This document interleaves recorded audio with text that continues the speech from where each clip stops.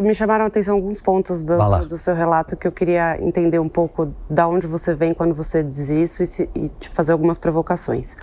Você diz, ele é realmente um cara agressivo e grosso por causa dela. É.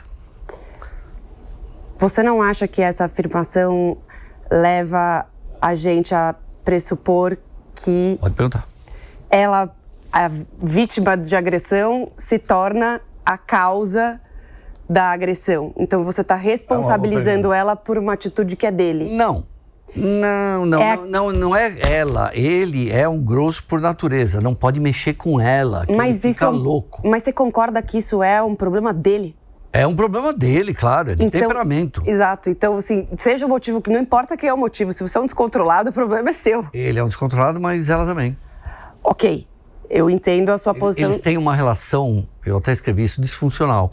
Eles eram um casal que eram pobres, duas pessoas pobres que se tornaram muito ricas de um dia para o outro. Né? Ela vai para a Record, num dia ela está ganhando lá, quem leva ela é o Paulo Henrique Amorim, que aliás foi quem me criou também na TV. E daí, depois de um ano, a mulher estava ganhando equivalente a 1,5 milhão hoje. E ela virou uma grife da Record. O poder da Ana Hickman é porque foi na época que a Record estava contratando todo mundo da Globo. E a Ana Hickman não era da Globo. E simplesmente caiu de graça para o público. E eu acho que eles se tornaram dois disfuncionais. Um casal problemático. Ele foi proibido de entrar na Record durante acho que 2 anos. Porque tudo ele era explosivo. Agora... A agressão física, a única que eu fiquei sabendo foi ela que arrancou o baço dele. Arrancou o quê? O baço. Ele perdeu o baço com um murro, né, dela. Por exemplo, usaram um monte de vídeos, que eu começo a perceber, dele tratando mal ela. Isso aí era um roteiro do reality show dela, que ele era o marido pão duro, ou seja, era roteirizado. E... Quando eu começo a perceber essa história, por exemplo, ela sabia do dinheiro. Ela sabia que estava quebrada. Mas e esse é o segundo trecho que me chama a atenção no que você estava dizendo, que é, ela já sabia desde 2018, mas ela tá com ele há muito mais tempo do que isso. Será que 2018 não é um pouco tarde para ela descobrir que ela tá quebrada? Não, ela já descobriu em 2012. Em 2012 ela monta uma operação de e-commerce. Ela, o Alexandre, o irmão dele, e é um fracasso. Eles perdem 8 milhões em um ano. Então, imagina, 2014 para hoje, já até o dobro, né? Seria 16 milhões também. E eles fazem escolhas erradas. O problema é ela depois dizer que foi tudo ele, sabe? Daí eu consigo provas, aparece um estelionatário na vida deles, porque tem aquele verme que ele fica esperando alguém estar em dificuldade. Quando eles quebram, aparece um misterioso personagem que a polícia ficou procurando, eu acabei achando até onde ele mora. Um tal de Miguel, né? É isso? Miguel Ribeiro. Miguel. E esse cara engana os dois, fica 3 anos morando na casa da Ana Hickman, pago por ela. E aí eu falo, peraí, como que essa mulher não sabe de tudo isso? Você entende? E aí, então, ele foi condenado a 2 semanas, ele foi condenado a 1 ano em liberdade por agressão na Maria da Penha, na Lei Maria da Penha, certo? Bom, ele foi... conseguiu todos os benefícios, ele não perdeu nenhum dos direitos, vai responder em liberdade. E a sentença que ele recebeu, porque eu tive acesso a todos os momentos, não tinha exame de corpo de delito, não tinha agressão no corpo de delito. O IML de São Paulo insere lesão corporal por si próprio, sem examinar a Ana Hickman. Então não tinha isso. No dia da briga, tem 2 empregadas da casa falando que não viram a briga e tem o filho que grava um vídeo falando, eu estava ali, meu pai não agrediu minha mãe. E ainda assim ele foi condenado, porque hoje é assim, né? Não tinha como escapar, talvez, né?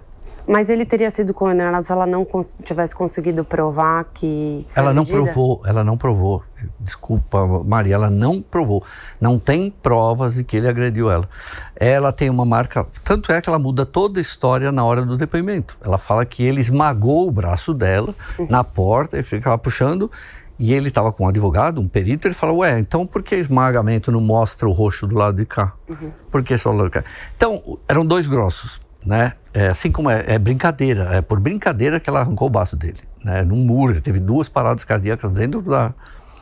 Você entende? Não é uma agressão de casal, mas pessoa que brinca desse jeito, né? Então, provavelmente, o que eu sei da história, não tinha câmera, é que elas estão batendo boca por causa desse Miguel, porque ela mandava mensagem para ele, quando vai cair o dinheiro? Esse cara falou que ia colocar 33 milhões de dólares nas empresas Hickman.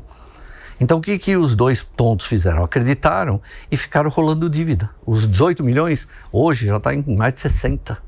Você entende? Foram pegando empréstimo de banco de Ribeirão Preto. Então eles foram se perdendo nisso. Você tem certeza que ela não foi agredida ou você acha que nada do que ela diz é verdade? Eu acho que nada do que ela diz é verdade. Sinceramente, eu acho que não, porque se você pega... Tem uma psiquiatra forense, que é uma sábia dessa área, ela fala assim, se você sofreu uma agressão, por que você mente? É só falar a verdade. Você não precisa inventar uma história sobre o que aconteceu com você. Entende?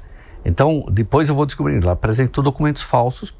Ela apresentou 8.000 páginas para o Dake, dizendo que ele desviou o dinheiro dela. Isso vai fazer 2 anos agora, em dezembro. Nenhuma prova. Nenhuma assinatura falsificada. Tem um perito falando em São Paulo, judicial, dizendo que ela falsificou a assinatura dela. Que é indício. Feltrin, você estava falando disso porque você estava mencionando os processos. Voltamos, Tem algum desses processos que foi mais difícil para você, que realmente pegou? Eu, como nunca fui processado, porque eu sempre fiz reportagem, sabe? Eu trabalho com prova, eu não fico dando... Eu dou opinião também, mas eu não vou dar opinião sobre uma coisa... Toda vez que eu fiz isso, me dei mal, tá entende? Com a Ana Hickman, eu também acreditei totalmente nela, com o Dani Calabresa, então hoje eu procuro arrumar prova. Então, eu nunca fui processado, eu acho que isso hoje é intimidação judicial. E o STF, Gilmar Mendes e o colegiado lá, já disseram que você não pode ameaçar um jornalista pelo que ele está trabalhando. Se bem que hoje eu não duvido mais nada, né? Mas assim, eu estou sendo ameaçado por pessoas que eu estou desmascarando. Eu não estou sendo ameaçado por pessoas caluniadas. Mas você está sendo ameaçado ou você está sendo processado? Processado, é uma intimidação, né? Ameaça, né? Porque, por exemplo, essas mulheres aí do Melling, elas pediram a retirada de 200 vídeos do meu canal, de bloqueio dos meus bens,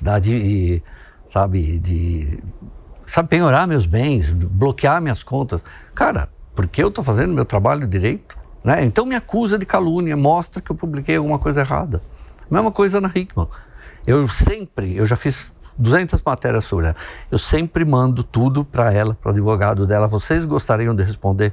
Vocês gostariam de negar isso? Olha, esse documento que você apresentou, eu confirmei que é falso. Você gostaria de responder? Porque ela um dia acusa ele de roubar 200 milhões, ou de ser donatário, e tem o documento, e eu tenho o documento. E estava lá, Tribunal da Baixada Paulista, número tal, tabelião, não sei o quê. Eu fui até o lugar, em Santos não existe o tribunal.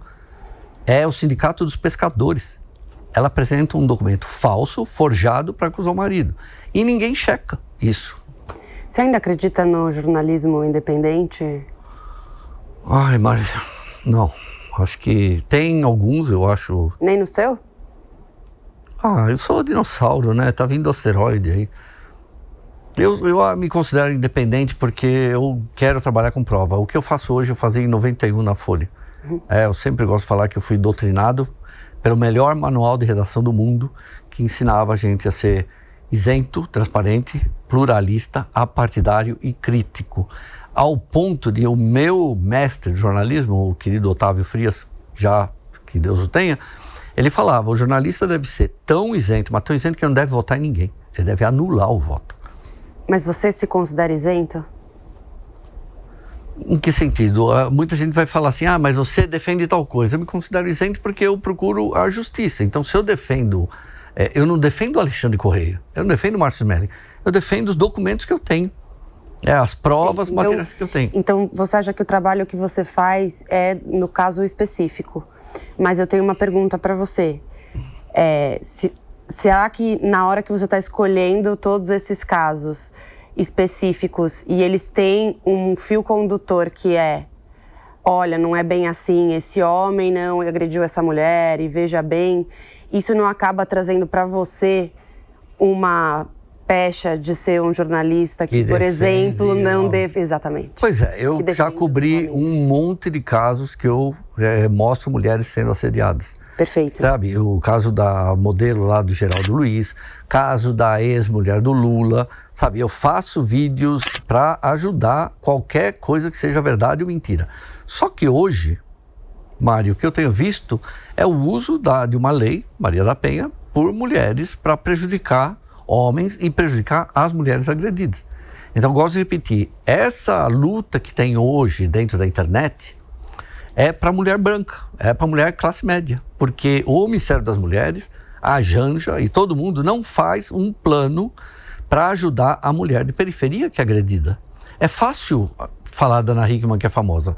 E a Joana Maria, né, que mora lá na Vila Brasilândia, tem 4 filhos, o caramelo, o marido usa cocaína, chega em casa, espanca ela. Quero ver essa mulher ir numa delegacia e fazer o BO. Ela está morta quando ela voltar. E uma coisa que o governo podia fazer, e não faz, é criar casas de proteção para essa mulher. Ensinar a educação, botar a polícia na porta, que ela possa levar para casa os 4 filhos, né, fugir daquele monstro, botar ele na cadeia. Eu fiz esse ano aqui, há 2 meses, uma matéria que eram 5 mulheres vítimas dos parceiros, menos de 1 dia depois de pegarem a protetiva. Perfeito, acho importante você falar disso, porque o que bomba, né, é só o caso em que você traz o contraponto. Quando tá todo mundo olhando para um lado, você traz o contraponto. E aí isso aparece na mídia. Então, acho que é importante também você ter um espaço para deixar claro que você também olha para o outro lado. Eu olho o tempo inteiro. Eu tenho uma trilogia no meu canal, a História do Feminismo. Muito bem, é uma história pequena, mas assim, eu estudo o feminismo que não condenado justamente por causa disso. E eu tenho hoje, vai passar de 500 casos e processo de gente, homem, que me escreve chorando. Eu falei, eu fui acusado falsamente. Eu estou fazendo pesquisas em delegacias de São Paulo. E todo mundo fala, todos os lugares que eu falo, tem falsa acusação. Então, o que eu luto é contra a falsa acusação. E não por mim, porque eu não vou ter mais filho, eu não vou casar de novo, etc. Mas é para o seu filho. Porque seu filho vai pegar uma sociedade, ele está com 2 anos agora, que é misândrica, que ele não pode fazer nada. O ano passado foi o recorde histórico de contrato de casamento no Brasil. Você vê o homem agora, ele vai morar com alguém, ele aluga uma casa, ele não deixa mais a mulher. Então, o que está acontecendo é que essas falsas acusações estão destruindo a família. Estão destruindo a vontade das pessoas terem... Mas não está ajudando uma parcela importante da população que precisa desse tipo de proteção? Aí que a gente está. Desde 2006, quando cria-se a Maria da Penha, até 2017, você não vê falsas acusações. A Lei Maria da Penha salvou milhares de mulheres no período até 2017. Perfeito. O que você está apontando existe uma instrumentalização da lei para uma finalidade que não é justa, né? Está sendo usada, instrumentalizada para agredir homens que são inocentes. E agredir mulheres que são agredidas. Porque quando chega uma mulher hoje, você é uma mulher bonita, você deve ter sido assediado milhares de vezes. Quando chega uma mulher dentro de uma delegacia ou para um chefe e fala, fulano me assediou, ele vai, né? Então hoje o que está acontecendo nas delegacias, eu tenho uma amiga que ela ficou escondida em casa durante uma semana porque o marido espancava ela. E depois de uma semana, ela chorando, reclamando, a gente foi na delegacia, tudo, ela voltou para ele.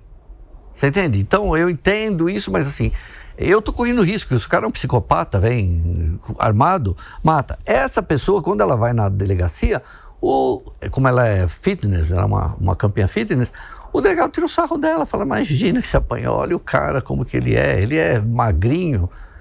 Você entende? Esse tipo de coisa. Então, a mulher que é assediada hoje é prejudicada pela falsa acusação. Perfeito. E qual seria para você uma possível solução para que não fosse possível essa instrumentalização da lei para uma finalidade diversa daquela que elas propõem? Retirar da mão das feministas, as supremacistas, a bandeira do feminismo. O feminismo, ele começa ali em 1759, 1750 na Inglaterra, na verdade, com uma Mary Dale, que era o nome dela, eu esqueci, mas o que ela pede no manifesto dela, que é o primeiro manifesto feminista, é o direito da mulher praticamente respirar. Não é uma exigência feminismo.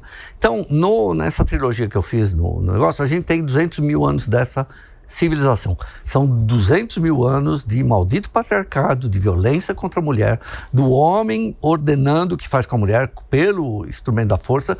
Você vê, 1789 ela vai pedir para 1750 para poder respirar. Aí no final do século XIX, será que a gente tem direito a votar? Você entende? Até 1965, na Inglaterra, no Brasil, a mulher não podia ter uma empresa, precisava o marido assinar. E quando vem a Lei Maria da Penha, vem justamente por causa de tudo que estava acontecendo, massacre. Você tem um monte de casos, Leila Diniz, você tem um monte de casos de massacre, e o cara ainda justificava, né, como, eu matei por amor. Isso, então, por causa dela.